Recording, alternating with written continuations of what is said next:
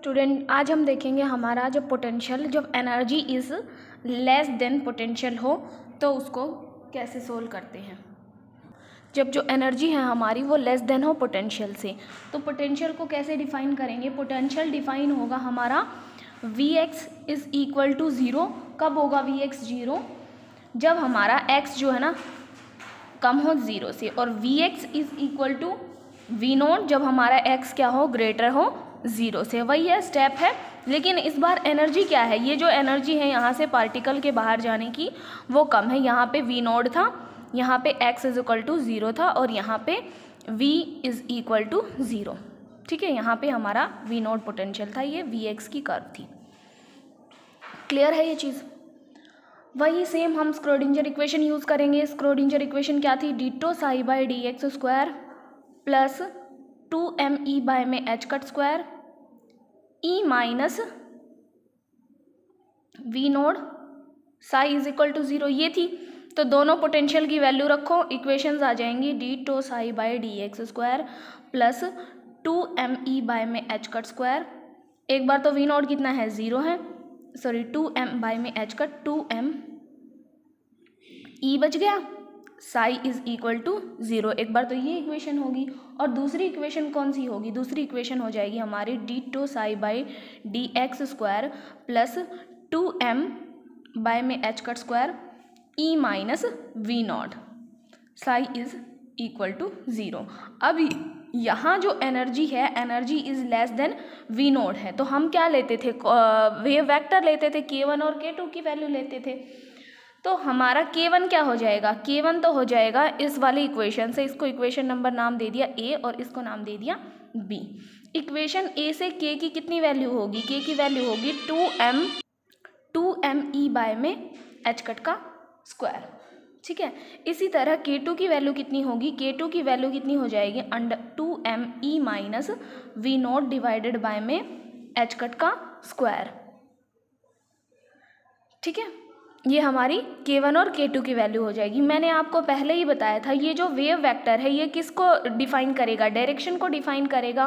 और डायरेक्शन क्या होगी? डायरेक्शन होगी हमारी पॉजिटिव एक्सिस। ठीक है, कि हमारा वेव वेक्टर मूव कर रहा है, तो जो हम एक्सपोनेंट, अब ये देखो अंडर रूट के में अगर एनर्जी लेस है तो नेगेटिव है, अगर अंडर रूट में नेगेटिव कोई टर्म है तो उसकी वैल्यू किसकी टर्म में आती है? आयोटा की टर्म में आती है, कॉम्प्लेक्स फॉर्म में आती है। तो जो हम इसका सॉल्यूशन लेंगे उसमें चेंजेस होंगे।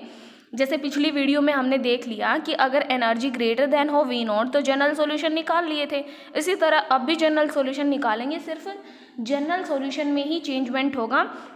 वेव वेक्टर 1 के लिए, ए के लिए साई 1 जो जनरल सॉल्यूशन होगा वो कितना होगा? साई 1 होगा हमारा A E raise to power minus iota k1x plus B E raise to power minus plus iota k1x।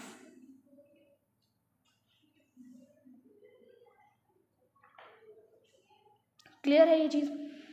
अब जो सेकेंड वेव वेक्टर बना, इसके लिए जो हम वेव फंक्शन डिफाइन करेंगे साई 2, वो साई 2 कितना होगा? साई 2 होगा हमारा c E raise to power minus k2x। ठीक है, आयोटा नहीं आया क्योंकि ये जो वेव वेक्टर है ये खुद ही कॉम्प्लेक्स है। ठीक है, तो पूरा मतलब इसका सॉल्यूशन इस तरह से लिया जाएगा, plus D E raise to power k2x। ठीक है, ये इसका सॉल्यूशन हो गया। अब हमें पता है d जो है ना इनफाइनाइट से वापस आने की प्रोबेबिलिटी जो है बिल्कुल ज़ीरो हो जाती है, तो साई 2 कितना रह जाएगा? साई 2 रह जाएगा हमारा c E raise to power minus k2x। a और b अब बाउंड्री कंडीशन लगाते हैं, वही प्लस माइनस। ठीक है, बाउंड्री कंडीशन क्या थी कि psi 1 is equal to psi 2। Psi 1 psi 2 के इक्वल कब होगा? जब x is equal to zero, और करली साई 1 बाय में करली x इज इक्वल टू करली साई 2 बाय में करली x कब होगा ये दोनों इक्वल? जब x is equal to zero हो। दो बाउंड्री कंडीशन थी, यूजिंग बाउंड्री कंडीशंस। ठीक है, दोनों बाउंड्री कंडीशन हमने लगा दी इस पर। अब बाउंड्री कंडीशन लगाने के बाद अब जो ए थी हमारा, जो ए का सॉल्यूशन निकला था psi1, इसको मान लीजिए सी, एंड ये हो गया हमारे पास डी। ठीक है, तो जो सी है वो किसके इक्वल आ गया, बाउंड्री कंडीशन लगाने के बाद सी और डी दोनों को इक्वेट करा तो ए प्लस बी किसके इक्वल आ गया, सी के इक्वल आ गया। इसको नाम दे दीजिए इक्वेशन नंबर ई। और करली साइन में बाय में एक्स से डिफ्रेंशिएट करने के बाद जो इक्वेशन आएगी वो क्या आएगी हमारा, आयोटा k1 दोनों से कॉमन आ गया, iota k1 A e raise to power iota k1 x minus B e raise to power minus iota k1 x। वही डिफ्रेंशिएशन करके आयोटा k1 बाहर ले लिया और इसका डिफ्रेंशिएशन कितना आ जाएगा, k2 बाहर आ जाएगा, माइनस का k2c e raise to power minus k2 x, ये आ गया। अब क्या करना है, x को 0 इक्वल रखना है, तो iota k1 a e raise to power 0 minus में b e raise to power 0। ठीक है, mine is equal to minus of k2 c e raise to power 0। ठीक है, तो iota k1 a minus b ये किसके इक्वल आ जाएगा, minus of k2 into सी। ठीक है, अब a प्लस b जो है ना वो c के इक्वल है, इसको पुट करेंगे। देखिए a माइनस बी को तो यहीं रखा और इस तरफ क्या लेके गए, माइनस ऑफ k2c बाय में आयोटा k1 हो गया। अब क्या किया, आयोटा से मल्टीप्लाई, आयोटा से डिवाइड, a माइनस बी किसके इक्वल आ गया, आयोटा से मल्टीप्लाई करी, ठीक है, और आयोटा से डिवाइड करा तो आयोटा का स्क्वायर हो जाएगा। आयोटा का स्क्वायर कितना देगा, -1 देगा, तो ये कितना आ जाएगा, माइनस माइनस प्लस, तो ये टोटल टर्म, ये वाली टर्म किसकी इक्वल हो जाएगी, ये वाली टर्म हो जाएगी हमारी iota k2 by k1 into सी। ठीक है, अभी हमें c की वैल्यू पता है c की वैल्यू पता है कितनी है, c की वैल्यू है a प्लस बी और यहाँ पे कितना है, a माइनस बी है।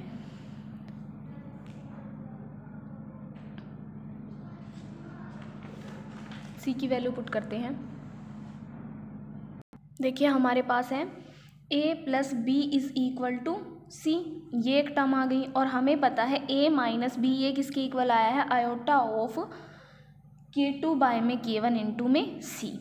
अब ये इक्वेशन और ये इक्वेशन, इन दोनों इक्वेशंस को क्या करते हैं, ऐड करते हैं।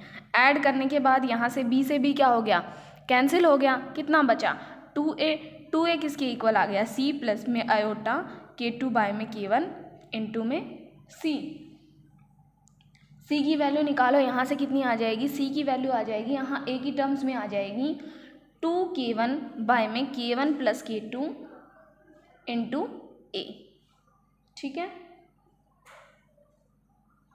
और आयोटा से मल्टीप्लाई करके आयोटा k2, इसको निकाल के देखना, c की वैल्यू क्या आएगी, 2k1, इधर ये k1 जाएगा तो 2k1 a इधर आ जाएगा और k1 plus iota k2 LCM लेने के बाद। ठीक है, ये आ गई हमारी c की वैल्यू। ठीक है, और c की वैल्यू को हम क्या लिख सकते हैं, हाँ, और हम लिख सकते हैं 2 आयोटा k1 डिवाइडेड बाय में आयोटा k1 माइनस में k2 इंटू a। ये आ गई हमारी c की value in terms of a।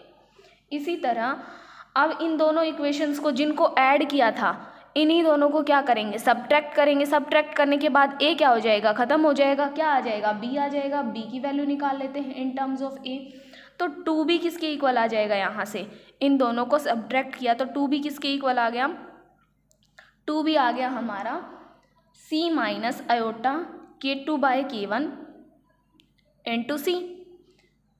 यहाँ से एलसीएम लो, कितना आ गया, k1 एलसीएम आ गया और c कॉमन ले लिया तो ये आ गया k1 minus iota k2 into C is equal to 2b। ठीक है, अब c की वैल्यू देखो, c की वैल्यू थी iota k1 minus k2 into 2 iota k1। c की वैल्यू को यहाँ पे पुट करो, c की वैल्यू को पुट करने के बाद 2b किसके इक्वल आ गया, k1 minus iota k2 divided bye k1 और c की वैल्यू है हमारे पास 2 आयोटा k1 डिवाइडेड बाय में iota k1 minus of k2 into a। ये आ गई हमारे पास 2b की वैल्यू। इसको सोल्व करने के बाद b की वैल्यू कितनी आ जाएगी, b की वैल्यू आ जाएगी iota k1 plus k2 divided by में iota k1 minus k2 into A. ये हो गई हमारे पास b की वैल्यू। अब आपको पता है c किसका था, ट्रांसमिशन का था, और b किसका था, b हमारा था रिफ्लेक्शन का, और ये किसका था हमारा, ट्रांसमिशन का।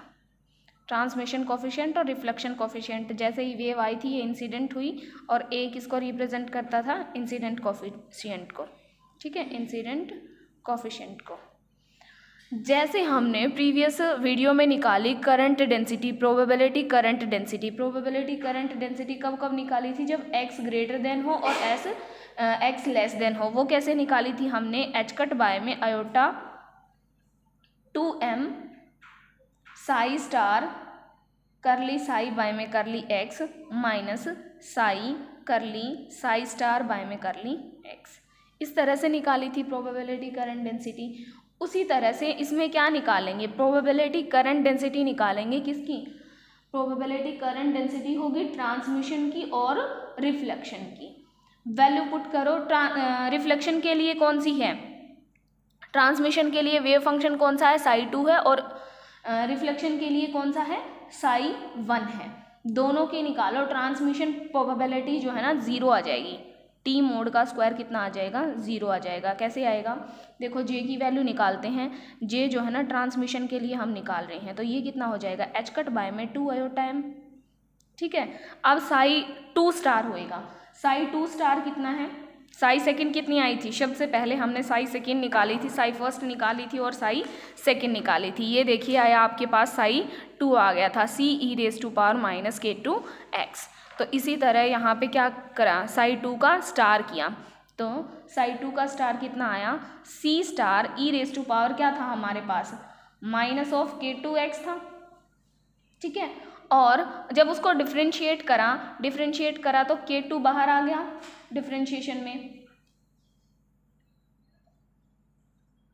साई 2 k ही ले लो, k की टर्म में ही ले लो, ठीक है। k की टर्म में लेने के बाद कितना आएगा, ये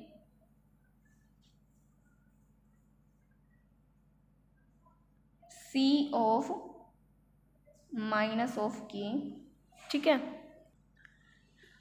देखो इसको हमें ट्रांसमिशन वाले को 0 प्रूव करना था। जे में हमने वैल्यू पुट करी एच कट बाय में 2 iota m c star e⁻−k2, इसका स्टार किया साई 2 का c स्टार k2x, और जब उसका डिफ्रेंशिएशन करा c तो, और उसका डिफ्रेंशिएशन हमने देखो जो साई 2 माना था वो हमने माना था c e⁻−k2x, और k2 को क्या ले लिया, k2 is equal to k, ठीक है, वेव वेक्टर मान के उसको हमने 0 प्रूव किया है, ठीक है। तो यहाँ पे क्या डिफ्रेंशिएशन किया आ गया, e⁻−k x यूँ का यूँ रहा। इसी तरह हमने क्या करी, साई की वैल्यू पुट करी, साई की वैल्यू क्या है, c e⁻−kx, और साई स्टार का डिफ्रेंशिएशन करना है, स्टार लिया तो c का स्टार हो जाएगा e⁻−k2x एज इट इज़ रहेगा, तो c का तो स्टार हो गया, और इसका डिफ्रेंशिएशन करना था तो माइनस का k क्या आ गया, बाहर आ गया। अब यहाँ से एच कट बाय में 2 आयोटा m तो था ही, अब देखो यहाँ पे माइनस का है तो c स्टार दोनों मल्टीप्लाई में है, तो c स्टार और इनटू में k हो गया, e⁻ कितनी हो गई 2kx, ठीक है। इसी तरह c स्टार k e⁻−kx, एक माइनस की एक प्लस की, माइनस था यहाँ भी माइनस था तो प्लस हो गया, ये दोनों क्वांटिटी क्या कर गई, कैंसिल कर गई। तो जो ट्रांसमिशन की प्रोबेबिलिटी है जब एनर्जी कम हुई, अब देखो इसका मेन रोल क्या है, energy is less than V naught. अगर पार्टिकल के पास एनर्जी ही नहीं है पोटेंशियल बैरियर को क्रॉस करने की, ये जो हमने बैरियर बना रखा था v is equal to V naught था, यहाँ पे ये पोटेंशियल का बैरियर था, इसको vx से रिप्रेजेंट कर रहे हैं। इधर से लाइट इंसिडेंट हो रही थी, यहाँ से रिफ्लेक्ट हो रही थी, और यहाँ पे ट्रांसमिट हो रही थी। अगर यहाँ पे जो पार्टिकल है उसके पास इतनी एनर्जी नहीं है कि वो इस बैरियर को क्रॉस करके यहाँ चला जाए, तो ट्रांसमिशन का जो है कोफिशिएंट कितना आ गया, 0 आ गया, मतलब वेव क्या होगी, ट्रांसमिट होगी ही नहीं। इसी तरह अगर ट्रांसमिशन की 0 आ गई, आपको पता है r का स्क्वायर प्लस t का स्क्वायर किसके इक्वल दे रहा था, 1 दे रहा था मैक्सिमम प्रोबेबिलिटी। अगर ये 0 है तो ऑब्वियस सी बात है जो हमारी रिफ्लेक्शन की जो प्रोबेबिलिटी है वो क्या हो जाएगी, 1 हो जाएगी, मैक्सिमम हो जाएगी वो। एक अगर टर्म 0 आ गई, ये हमें रिलेशन प्रीवियस वीडियो से मिल गया था, तो r की वैल्यू कितनी हो जाएगी, मैक्सिमम हो जाएगी। इसको आप प्रूव भी कर सकते हो। कैसे प्रूव करोगे, जो हमने ट्रांसमिशन के लिए किया वो क्या करेंगे, हम रिफ्लेक्शन के लिए करेंगे। एच कट बाय में 2 आयोटा m, यहाँ पे क्या होगा, साई 2 की जगह क्या आ जाएगा, साई 1 आ जाएगा, ठीक है। और उसको हम प्रूव कर देंगे a और b की टर्म में, तो इंसिडेंट के लिए ये मैक्सिमम 1 आ जानी चाहिए। ये तो था हमारी जब अगर हमारी energy is less then potential हो। तो एनर्जी तो हमें पता चल गई लेस देन पोटेंशियल हो तो क्या रिजल्ट आता है, transmission coefficient is equal to 0। एक बार चेक कीजिए, शुरू से हम क्या लेके चले थे, energy is less then potential. तो Vx की जो 2 वैल्यूज़ थी, एक बार तो 0 थी और एक बार V0 थी। कब V0 थी, जब वो ज़्यादा हो 0 से, और V0 कब थी, जब वो कम हो 0 से। 2 स्क्रोडिंजर इक्वेशन ली, K1 और K2 की वैल्यू निकाली। K2 क्या है हमारा, ऑलरेडी हमारा आयोटा की टर्म्स में है, तो जो फंक्शन लेंगे उसका जो हम वैल्यू निकालेंगे वो किसकी टर्म में निकालेंगे, वो नॉन आयोटा की टर्म में निकालेंगे, क्योंकि ये पहले ही एक कॉम्प्लेक्स नंबर आ चुका है, ठीक है। कॉम्प्लेक्स नंबर आने के बाद साई 1 साई 2 दोनों की फिर उस पर क्या लगाई, बाउंड्री कंडीशन लगाई। बाउंड्री कंडीशंस लगाने के बाद जो 2 वैल्यू आई उनको किसकी टर्म्स में लेके आए, सी और बी को ए की टर्म्स में लेके आए। 2 इक्वेशंस हमें मिल गई, उन दोनों इक्वेशंस को एक बार ऐड किया, एक बार सब्ट्रैक्ट किया।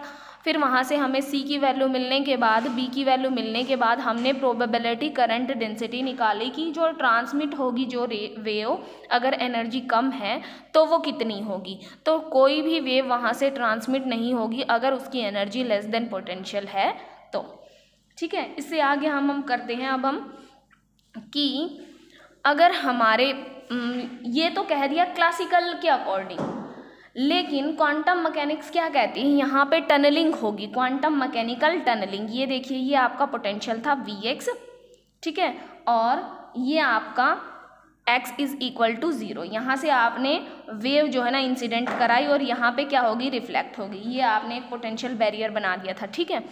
तो ये कहता है कि कुछ अमाउंट ऑफ लीकेज होगा, मतलब ट्रांसमिशन कोफिशिएंट ज़रूर होगा। जो साई है, जो प्रोबेबिलिटी है किसकी, साई स्क्वायर किसकी, ट्रांसमिशन की, कि कुछ अमाउंट ये होगी आपकी इंसिडेंट, ये होगी आपकी रिफ्लेक्टेड और ये होगी आपकी ट्रांसमिटेड। तो कुछ अमाउंट जो है ना वो ट्रांसमिट जरूर होगी। ऐसा हो ही नहीं सकता कि कोई भी जो है ना बिल्कुल रिफ्लेक्ट हो, बिल्कुल ट्रांसमिट हो ही ना, ठीक है। 100% एक्यूरेट रिजल्ट कोई नहीं देगा। इसको बोलते हैं हम क्वांटम मैकेनिकल टनलिंग, ठीक है, या फिर leakage throw a potential barrier, ठीक है। प्रोबेबिलिटी अगर ये हो गया हमारा रीज़न 1 और ये हो गया हमारा रीज़न 2। अगर हम उसकी प्रोबेबिलिटी निकालें रीज़न 2 में पाने की, तो प्रोबेबिलिटी को आपको पता है P से रिप्रेजेंट कर रहे हैं, और ये क्या होती है, साई स्टार साई प्रोबेबिलिटी होती है।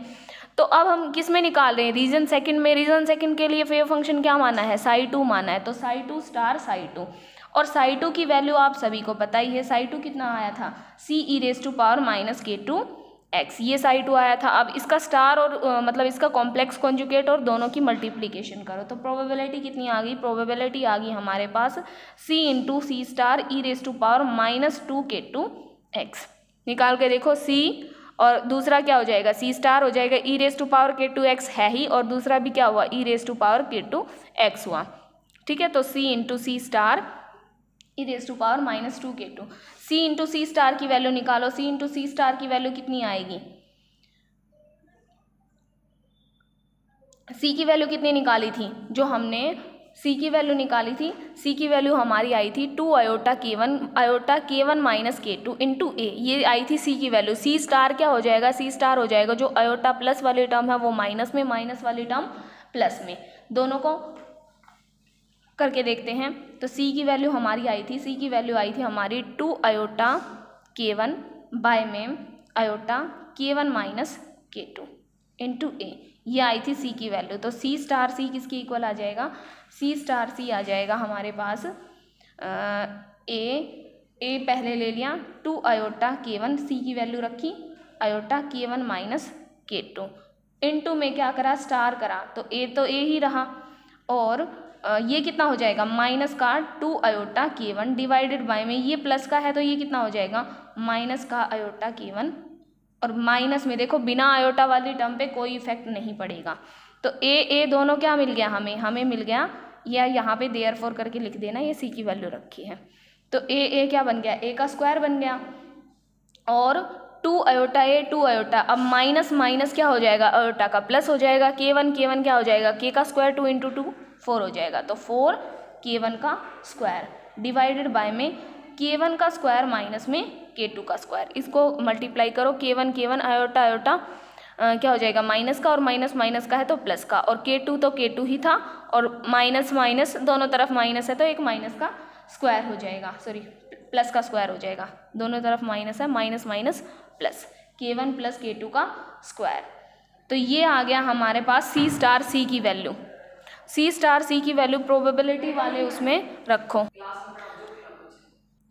सी स्टार सी की वैल्यू आ गई, प्रोबेबिलिटी में निकालेंगे तो टोटल प्रोबेबिलिटी कितनी निकल गई ए स्क्वायर 4 K1 का स्क्वायर डिवाइडेड बाय में K1 का स्क्वायर प्लस K2 का स्क्वायर, इनटू में क्या था e raise to power minus 2 K2x, e raise to power minus 2 K2x, ठीक है, ये आ गई हमारी प्रोबेबिलिटी, उसमें पाने की प्रोबेबिलिटी रीजन सेकंड में किसी भी वेव का, ये जो रीजन सेकंड था इसमें किसी भी वेव की पाने की कितनी प्रोबेबिलिटी होगी, वो प्रोबेबिलिटी ये प्रोबेबिलिटी होगी, ठीक है, और पेनिट्रेशन डेप्थ या फिर पेनिट्रेशन डीकेज क्या हो जाता है 1/e ऑफ साई2, इसको बोल देते हैं हम पेनिट्रेशन डेप्थ,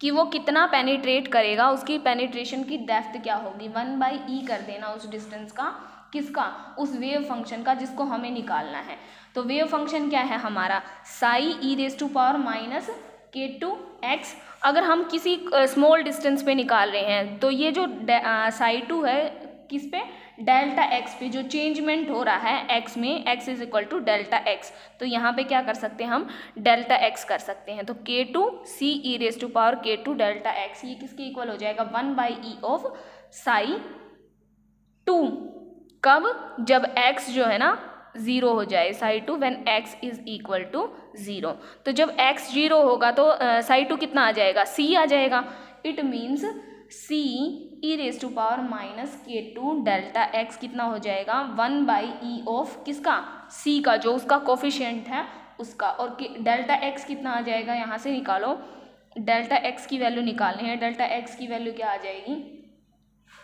1/K2, ठीक है, एक्सपोनेंशियल जो है ना ख़त्म कर देना है यहाँ से, और ये आ जाएगा K2 डेल्टा एक्स, और ये कितना आ जाएगा 1/e है, कितना हो जाएगा e का इन्वर्स हो जाएगा, e का इन्वर्स यहाँ पे c से c कैंसिल, देखो दोनों तरफ c है, c से c कैंसिल, 1/e हो गया e की पावर -1, और e की पावर कितनी है K2x, देखो ये कैसे होगा e raise to power minus K2, देखो दोनों तरफ c था, c से c कैंसिल हो गया, e raise to power K2 delta x, ये किसके इक्वल आ गया e रेज टू पावर -1, मतलब K2 डेल्टा एक्स किसके इक्वल हो गया 1 के इक्वल हो गया भाई, माइनस है दोनों तरफ, डेल्टा एक्स किसके इक्वल आ जाएगा डेल्टा एक्स आ जाएगा 1 में K2, और K2 की वैल्यू हमें पता है कितनी आई थी, K2 की वैल्यू पुट कर देते हैं, K2 था हमारा √2m e minus V naught by में h कट का स्क्वायर, तो 1 में K2 है कितना आ जाएगा, तो डेल्टा एक्स जो आएगा कितना उसमें